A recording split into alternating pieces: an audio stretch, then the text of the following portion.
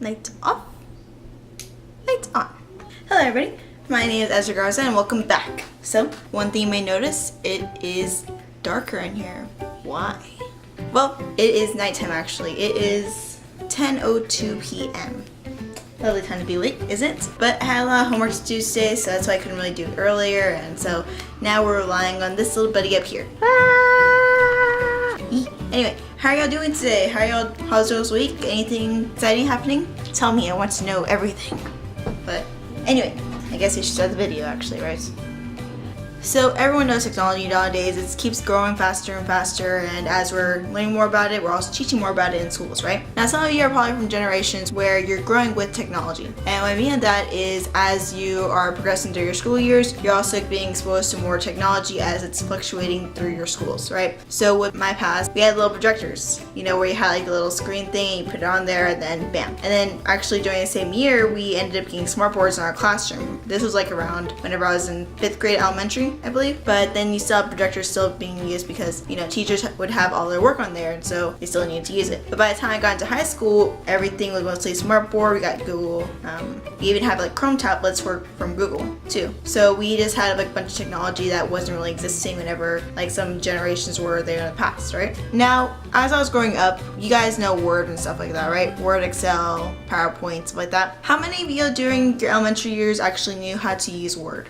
Like really and honestly, truly, you knew backwards, well not backwards forwards, but at least you knew like what font was and stuff like that, right? Well, whenever I was younger, we moved around a lot because my dad was in the military. And so I didn't really have a stable place, I guess, for elementary to actually teach me how to do technology and stuff like that. I only had interacted with technology in the 3rd grade, I believe, and that was for like a story. And with that story, we didn't really even have to like do any correct fonts or anything like that. It just had to be page long. So if you knew how to do anything with that, then you would be able to just change the font to 20 points and then just get done with in a couple of sentences. But anyway, so that was my elementary career with technology and stuff. Then when I got to middle school, I had to go and do an essay, right? Or some sort of report. And I was expected to use Times New Roman font 12 point with double spacing. Now, you're telling a girl who has done little to nothing with technology to use Times New Roman's 12 point font with double spacing.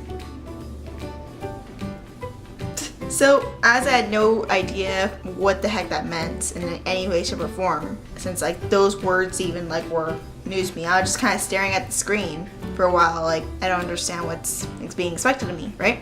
So then I go and ask the teacher, right? I call for help, you know, raise my hand, and she comes over and she asks me what's wrong, right?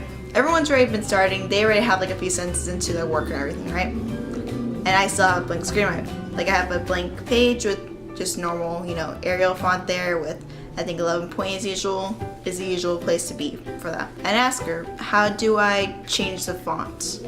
Now, at this point, she expected for everyone to have known how at least that worked. At least the font, if anything else, just the font, right? So when she came over to me, she looked at me with disbelief, as though she couldn't believe the words that were coming out of my mouth. And so when I told her, like I asked her about it, she's like, you never used Word or anything before? And I told her no, I actually have no idea what you're talking about as far as this stuff goes. So then she goes on explaining it to me, but you know, slightly annoyed. Like she even like asked me, where did you go to elementary school? Of course, I couldn't really give her a clear answer because one, I had forgotten the first 2 elementary schools I've been to because I was younger. And like, no, actually it was 3 elementary schools that I went to, now I think about it, because I got transferred out of one during the year. And then I had to go to another school, so it ended up being that I went to like either 5 or 6 elementary schools by the time I was done with my elementary career, right? Crazy. But yeah, none of those schools like really taught me, and that was the same thing for my writing too. I mean, my writing, Let me get some documentation for you. Okay, this is an example of some of my notes I took for work. I don't even think like I can read that right now for y'all, but it's basically just a bunch of scratches, like, let's see, closing accounts, form in daily log folder, top filled by you, 1 through 6 filled by member. Oh, yeah, so I can read it. But I doubt any of y'all could really read that off the back, right? But that's been following me since elementary school too. Anyway, as I was saying though, what do y'all think? Should I have known by then at least how to work with the computer, or even just understand basics of Word? Did y'all know whenever y'all were in 6th grade how to work Word and stuff like that, or at least know how to get the font in? Let me know down in the comments below. Also, look at this, look at this. I got Markiplier merch. Look, look, look. Answer questions and destroy the world. Installing software update. It's so cool, right? And then I also got a different one, but I've been waiting to like get it because I just got it today at like 2 o'clock in the evening. But I want to reveal it to y'all so I can like get my first facial reactions, I guess. So let's see if I actually open this.